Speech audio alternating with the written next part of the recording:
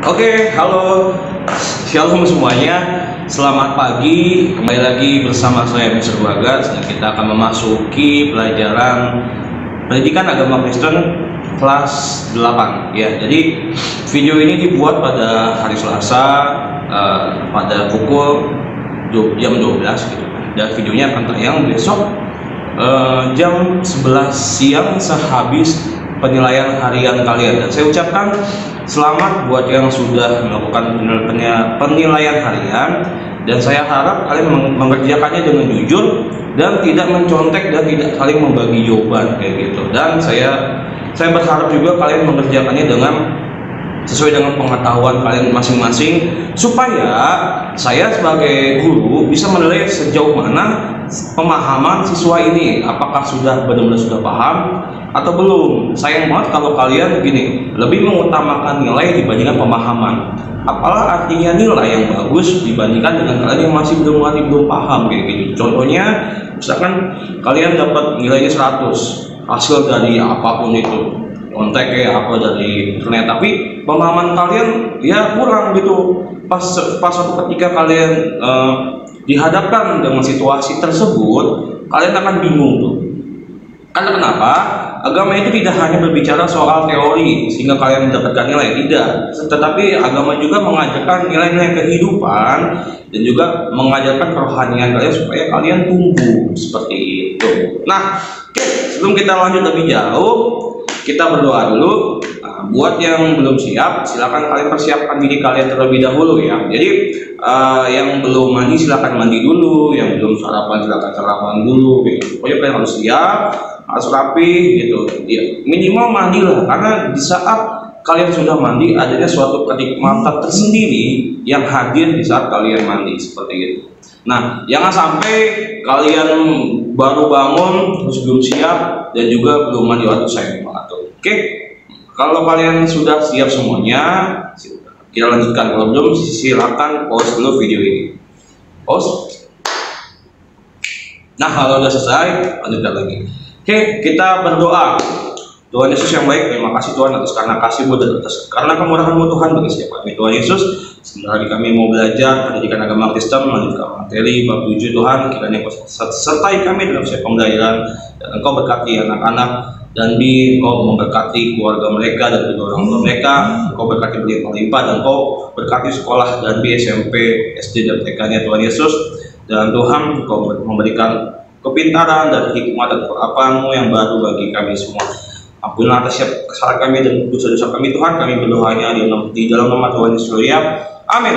Oke, langsung aja dibuka buku kalian halaman 42 bab 6. Di bab 6 ini kita belajar tentang Yesus teladanku. Nah, sebelumnya kalian sudah mempelajari bab 5, yaitu peran Roh Kudus untuk menopang kehidupan kita. Jadi setelah kita mempelajari bagaimana pentingnya Roh Kudus, bagaimana Roh Kudus bekerja di dalam kehidupan kita. Nah, jika kita sudah mengerti tentang konsep Roh Kudus dan kita sudah mengerti tentang Roh Kudus, maka seharusnya kita lebih mudah lagi memahami Yesus Kristus Tuhan kita. Karena kenapa? Karena satu kesatuan, Roh Kudus dan Tuhan Yesus itu satu kesatuan. Jika kita tidak ada Roh Kudus, jika kita tidak ada hikmat, kita nggak bisa memahami dan kita nggak bisa mengenal Tuhan kita. Kayak lagunya, bila ku buka mataku dan lihat wajahmu terkagum, dan ku ingin mengenalmu Tuhan lebih dalam dari semua yang ku kenal. Tiada kasih yang melebihimu, kuada untuk menjadi penyembah. Nah, seperti itu. Jadi bagaimana kalian bisa mengerti tentang Yesus sehingga menjadikan Yesus sebagai teladan di kehidupan kalian, itu dilihat dari bagaimana kalian sudah memiliki Roh Kudus atau belum. Karena kenapa? Di luar sana sudah mengetahui siapa Yesus, tetapi karena tidak ada Roh Kudus di luar sana, maksudnya gini, orang lain semua tahu siapa Tuhan Yesus, tapi nggak semua orang lain dan yang lain punya Roh Kudus gitu, sehingga mereka hanya sekedar taunya aja, tetapi tidak menjadikan teladan Yesus di dalam kehidupan mereka. Nah, bagi orang yang sudah mempunyai Roh Kudus, nah dia akan menjadikan Yesus sebagai teladan mereka. Sorry ya, saya agak Nah, jadi pentingnya Roh Kudus. Jika kalian sudah memahami Roh Kudus, maka di saat kalian mempelajari bab 6 ini, menjadikan Yesus sebagai teladan di kehidupan kalian akan terasa lebih mudah. Nah, di sini di halaman awal, hidung saya bilang. Di halaman awal kalian sudah melihat ada beberapa ayat dan ini sangat panjang sekali. Ada halaman 42 sampai halaman 44. Ini lagi unboxing materi bab 6 ya. Unboxing. Nah, kita akan kupas tuntas lebih jauh. Lebih seru dan lebih bagusnya adalah jika kita belajar langsung di dalam kelas gitu. Sehingga saya bisa mengetahui dan saya bisa lebih detail dan lebih dalam lagi memberikan materi ini. Karena kenapa? Ini sangat amat dalam dan padat sekali gitu. Jujur, semakin kalian jenjang pendidikan kalian semakin naik, semakin tinggi juga lah ilmu yang kalian dapat, dan semakin rumit, semakin dalam kalian mendapatkan ilmu itu. Ini kan kelas 7 hanya bagian pengetahuan, kelas 8 lebih ya agak dalam, kelas 9 kan lebih dalam lagi. Nah, ini di bab ini udah mulai kerasa dalamnya nih. Makanya pemahaman kalian, pemikiran kalian harus benar-benar bagus kayak gitu. Sehingga kenapa gini? Kalau agamanya kalian sudah bagus, akhlak pasti akan mengikuti bagus. Nah, kalau agama akhlak kalian sudah bagus, maka kalian di kehidupan masyarakat, bahkan bersosial di dunia pendidikan, atau bahkan kalian mengikuti pendidikan atau ilmu-ilmu yang lainnya, itu akan terasa lebih mudah. Karena kenapa? Gini, orang yang agamanya kurang bagus, akhlaknya pasti akan kurang bagus. Jika akhlaknya kurang bagus, mereka akan mengalami kesulitan untuk mengikuti materi pelajaran yang ada di sekolah. Seperti itu. Maka dasarnya ini, konsep ini adalah kalian perbaiki dulu agama kalian, sehingga akhlak kalian itu terbentuk seperti itu. Sehingga di saat akhlak kalian terbentuk, maka kalian dengan baiknya dan dengan normal, dengan luar biasanya, kalian bisa mengikuti pelajaran yang lainnya seperti itu. Contohnya gini, misalnya kalau agama kalian kan kurang bagus, kalian jarang ke gereja, kalian jarang baca Alkitab gitu. Nah, habis itu akhlak kalian itu akan terbentuk juga kurang bagus gitu. Tidak ada kesantunan dan suka membuat onar, suka ya usil, jahil apa gitu, suka cari masalah kayak gitu. Nah, itu jika anaknya sudah bermasalah, itu untuk pikir masuk pelajaran itu mental kayak gitu. Jadi misalkan gini, 1 tambah 1 padahal gampang 2 kayak gitu. Tapi kan kalau anaknya punya masalah kan 1 tambah 1 saya maunya 3. Nah, kan ngaco. Udah tahu kan, udah dikasih tahu nih. Tapi karena proses akhlaknya itu enggak bagus, maka dia ilmu-ilmu yang akan diterimanya mental lagi kayak gitu. Nah, ini ada bacaan Alkitabnya. Ada Markus 1 ayat 40 sampai 45, ada di Yohanes 4 ayat 5 sampai 30, dan ada di Matius 21 ayat 12 sampai 13, dan Matius 7 ayat 3 sampai 5, dan Lukas 22 ayat 39 sampai 43. Nah, ini ada beberapa ayat dan poin-poin yang harus kalian tandai seperti itu. Dan penting sekali karena kenapa? Tiap ayat ini yang disertakan di dalam buku kalian ini menceritakan bagaimana keteladanan Yesus. Jadi benar-benar kita harus melihat dari kisahnya ini supaya apa yang sudah Yesus ajarkan itu dapat kita terapkan. Nah, kita akan kupas tuntas di Markus 1 ayat 40 sampai 45. Nah, simak baik-baik ya. Seorang yang sakit kusta datang kepada Yesus dan sambil berlutut di hadapannya ia memohon bantuannya, katanya, "Kalau engkau mau, engkau dapat mentahirkan aku." Maka tergeraklah hatinya oleh belas kasihan. Lalu ia mengulurkan tangannya, menjamah orang itu dan berkata kepadanya, "Aku mau, jadilah engkau tahir." Seketika itu juga lenyaplah penyakit kusta orang itu, dan ia menjadi tahir. Segera ia menyuruh orang itu pergi dan dengan peringatan keras nih, "Ingatlah, janganlah engkau memberitahukan apa-apa tentang hal ini kepada siapapun, tetapi pergilah, perlihatkanlah dirimu kepada imam dan persembahkanlah untuk pentahiranmu persembahan yang diperintahkan oleh Musa sebagai bukti bagi mereka." Tetapi orang itu pergi memberitakan peristiwa itu dan menyebarkannya kemana-mana, sehingga Yesus tidak dapat lagi terang-terangan masuk ke dalam kota. Ia tinggal di luar di tempat-tempat yang sepi, namun orang terus juga datang kepadanya dari segala penjuru.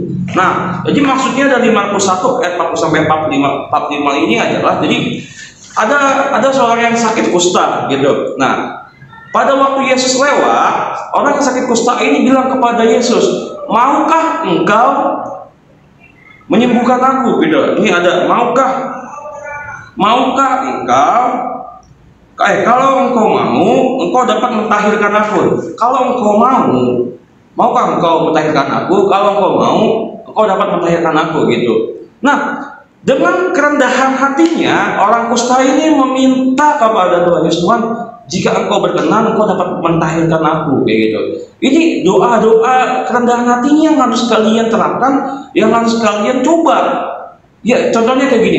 Misalkan kalau kalian ingin memiliki sesuatu, atau nggak ingin mendapatkan sesuatu, contohnya gini, berdoa simpel aja, misalkan dalam hal teknologi, kalian nggak punya handphone, kalian berdoa, Tuhan, kalau engkau mau, engkau boleh memberikan aku handphone. Berdoa aja kayak gitu, Tuhan, ya jika aku berkehendak, aku mau mempunyai handphone gitu. Tapi jika Tuhan nggak berkehendak, ya udah, nggak apa-apa, nggak masalah gitu. Jadi bertanya kepada Tuhan Yesus, Tuhan, apakah engkau berkehendak, apakah engkau mau seperti itu. Jadi nggak langsung memaksa, Tuhan aku mau gini, tapi Tuhan bolehkah aku gini. Dengan sopannya, dengan kerendahan hatinya, si orang kusta ini bertanya, dan dengan luar biasanya Tuhan Yesus pun dengan kerendahan hati yang sangat luar biasa, aku mau gitu. Jadi nggak melihat si orang kusta ini masalahnya, maksudnya nggak melihat penyakitnya, nggak melihat standar apapun. Jadi Tuhan Yesus dengan kerendahan hatinya, aku mau kayak gitu. Dan Tuhan Yesus memperingatkan, jangan engkau sebarkan ke siapapun, tetapi engkau harus datang kepada imam, engkau harus persembahkan. Nah, itu maksudnya Tuhan Yesus baik. Jika engkau dikasih, ya hal yang pertama yang harus utama adalah engkau mengucap syukur kepada Tuhan Yesus. Jangan sampai engkau berbicara pada gini gitu. Ya, lebih baik engkau mengucap syukur dulu seperti. Jadi Tuhan Yesus menganjurkan dengan hendaknya lebih diutamakan harus datang kepada Tuhan Yesus dulu. Meskipun gini, ada niat yang lain daripada itu, yaitu bahwa gini, Tuhan Yesus pada waktu itu sedang ingin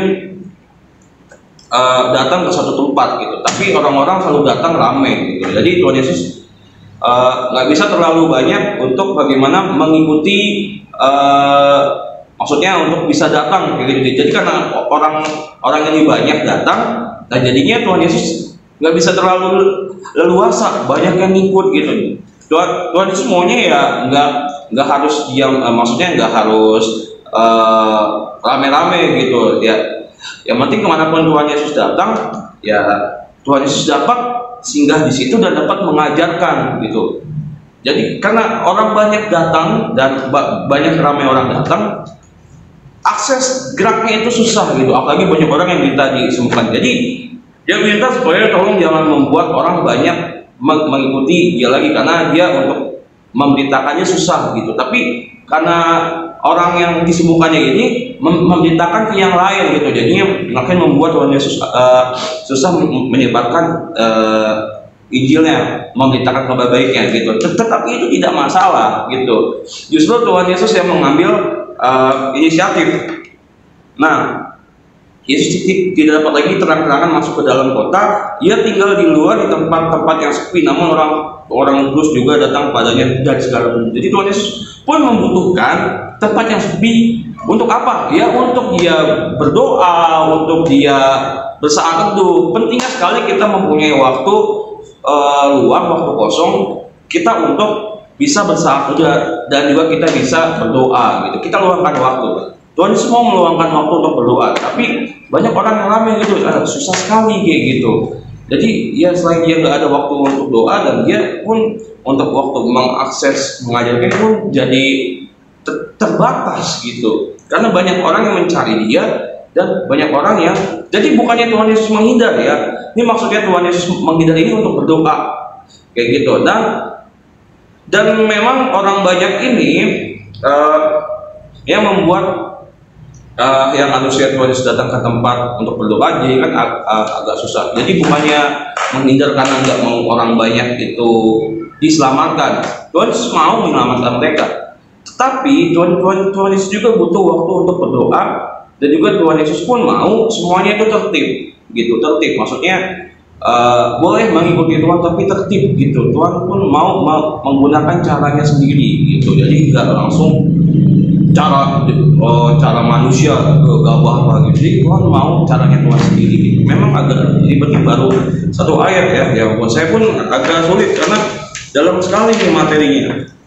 Nah, jadi di Markus 1 ayat 40 sampai 45 ini mengajarkan kerendahan hati Tuhan Yesus, dan dia tidak mau sombong solusi orang yang telah disembuhkan ini sebaliknya yang lain gitu. Jadi semua orang tahu bahwa siapa penyembuhnya kayak gitu, siapa yang mengajarkan kebenaran gitu. Nggak harus disebarkan, cukup mengucap syukur kayak gitu ya, nyata ya, gitu. Yohanes 4 ayat 5 sampai 30 gini. Nah, jadi saya akan baca intinya ya.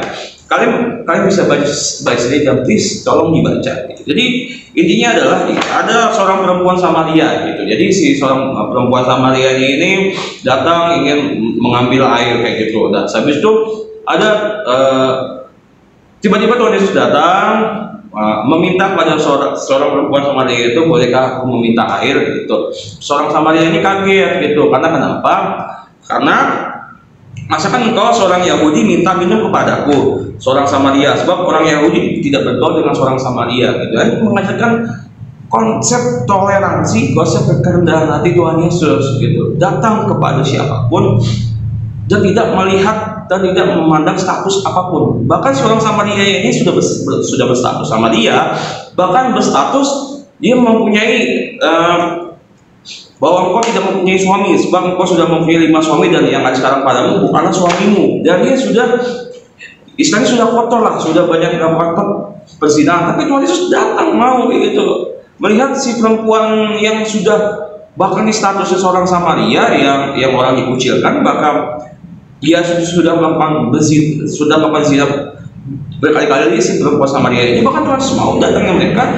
Tuhan Yesus mau datang kepada perempuan ini dan mengampuni perempuan ini, datang. Jadi tidak memandang hina, justru malah dia meminta minum gitu.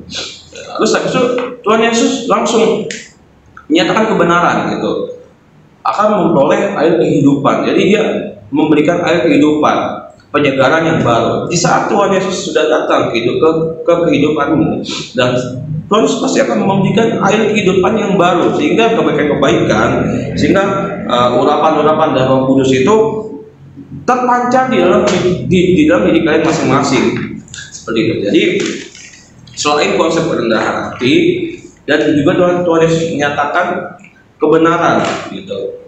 Dan di Matius 21 ayat 12 sampai 13, nah ini nih di sini ceritanya itu pada waktu itu di Bait Allah itu banyak orang-orang jualan, dan Tuhan Yesus marah karena tempat ibadah, khusus ibadah, nggak usah berjualan ada kayak gini, nggak usah pentingin hal-hal duniawi. Jadi maksudnya Tuhan Yesus adalah menyatakan kebenaran.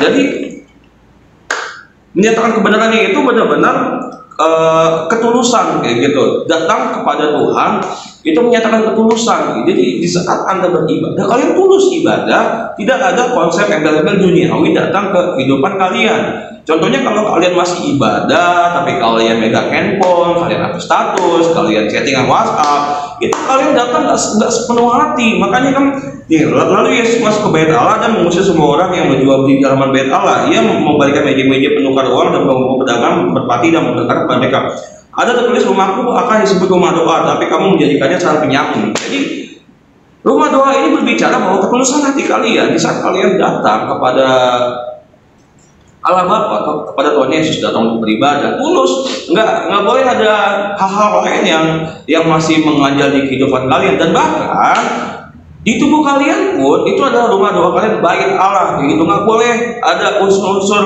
duniawi yang masuk ke dalam tubuh kalian sehingga membuat tubuh kalian itu kotor. Contohnya misalkan hal-hal toksik gitu, banyak sekali toksik yang hal dari pergaulan, omongan-omongan kotor masuk, terus kalian pergunakan kata-kata itu kembali kayak gitu. Jangan sampai kayak gitu ya. Kita lanjut di Matius 7 ayat 35. Nah ini tentang ham hakimi ya. Jadi dia melihat eh, lihat selumbar di mata saudaramu, sedangkan balok di matamu tidak kau ketahui, gitu. Bagaimanakah engkau dapat berkata kepada saudaramu, biarlah aku mengeluarkan selumbar itu daripadamu, padahal ada balok di dalam matamu? Hai orang munafik, keluarkanlah dahulu balok dari matamu, maka engkau dapat melihat dengan jelas untuk mengeluarkan selumbar itu dari mata saudaramu. Jadi gini, kita nggak boleh menghakimi orang itu hina apa gitu. Jadi kita nggak boleh menganggap diri kita pun benar, diri kita pun suci gitu. Jadi kita harus saling mengasihi gitu. Jadi kita nggak boleh menyatakan diri kita paling benar gitu. Terus kita menjudge orang lain setelah melakukan keburukan, salah tuh, dosa tuh, nggak boleh gitu. Jadi justru kita harus melihat diri kita dulu, apakah kita sudah benar gitu. Kalau kita terus melihat diri kita bahwa kita sudah yakin kita benar, kita bantu dia dengan cara yang baik. Ayo saya bantu kayak gitu. Itu nggak boleh. Jadi nggak ada menjudge, lu kayak gini, lu hina, jangan. Nah, lihat di Lukas 22 ayat 39 sampai 43 nih. Lalu pergilah Yesus keluar kota dan sebagaimana biasa ia menuju Bukit Zaitun gitu. Nah, ini di Taman Getsemani ya. Murid-muridnya juga mengikuti dia. Setelah tiba di tempat itu, ia berkata kepada mereka, berdoalah supaya kamu jangan jatuh ke dalam pencobaan. Kemudian ia menjauhkan diri dari mereka kira-kira selempar batu jaraknya, lalu ia berlutut dan berdoa, katanya, ya Bapakku, jikalau engkau mau, ambillah cawan ini daripadaku, tapi bukanlah kehendakku, melainkan kehendakmu lah yang terjadi. Maka seorang malaikat dari langit menampakkan diri kepadanya untuk memberikan kekuatan kepadanya. Jadi maksudnya adalah Tuhan Yesus masih tetap taat. Dia memberikan waktu luangnya untuk berdoa gitu, taat. Meskipun dia tahu apa yang akan dia hadapi.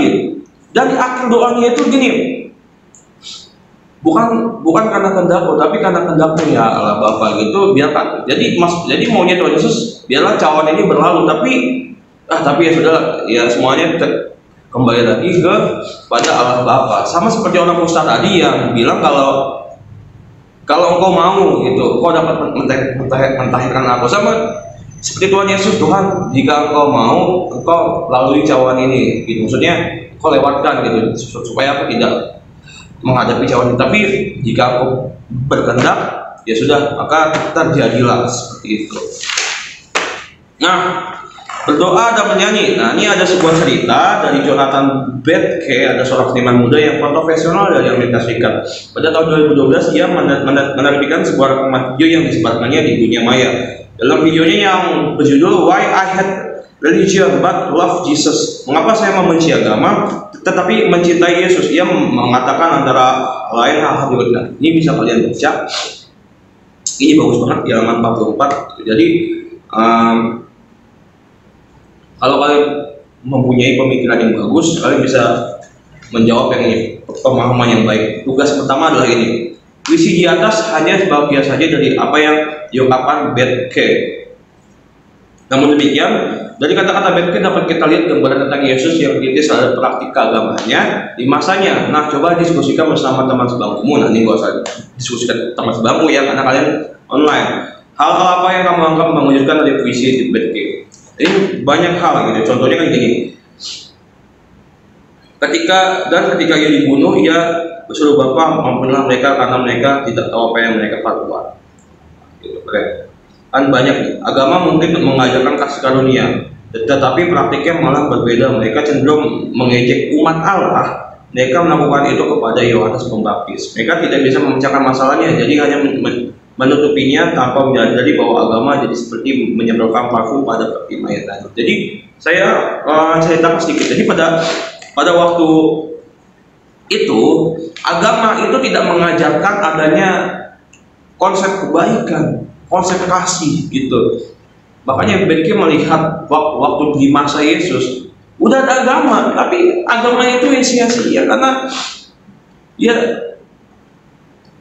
Tuhan Yesus, ya Tuhan dibunuh, Tuhan dihina, Tuhan disiksa gitu, Tuhan Yesus. Bahkan pada saat hari terakhir, hari kematiannya pun Tuhan Yesus berbicara, ampunilah mereka. Luar biasa. Jadi yang luar biasa itu adalah Yesusnya. Agamanya nggak luar biasa. Agama yang diajarkan, agama yang dipraktikkan pada masa itu oleh ahli-ahli Taurat, orang-orang Farisi, hanya mengajarkan sekedar teorinya aja, prakteknya mah omong kosong, nggak ada gitu, nggak ada kasih, kayak gitu. Yang itu intinya yang saya jelaskan itu puisinya. Nah, tokoh Yesus memang sangat kontroversial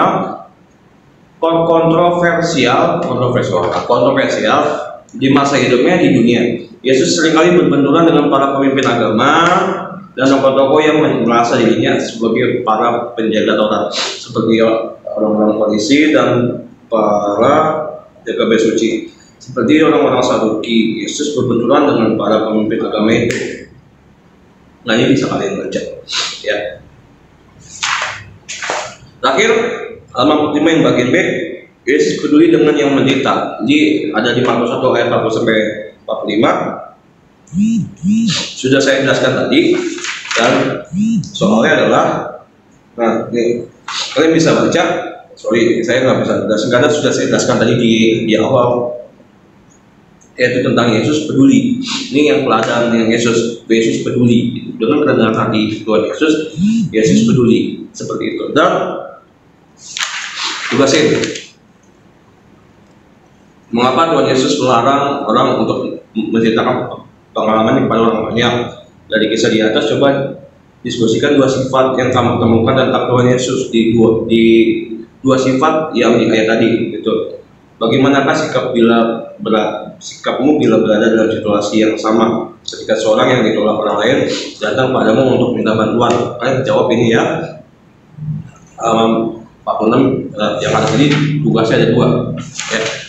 Oke, mohon maaf saya agak terganggu flow gitu. Oke, cukup sekian pembahasan dari saya. Mari kita berdoa.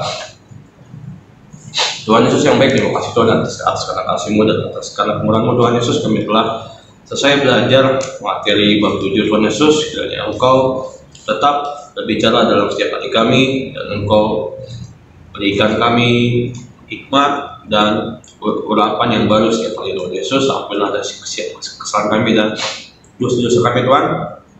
Kami berdoanya di dalam nama Tuhan Yesus. Amin. Oke, cukup sekian dan terima kasih. Tuhan Yesus memberkati. Shalom.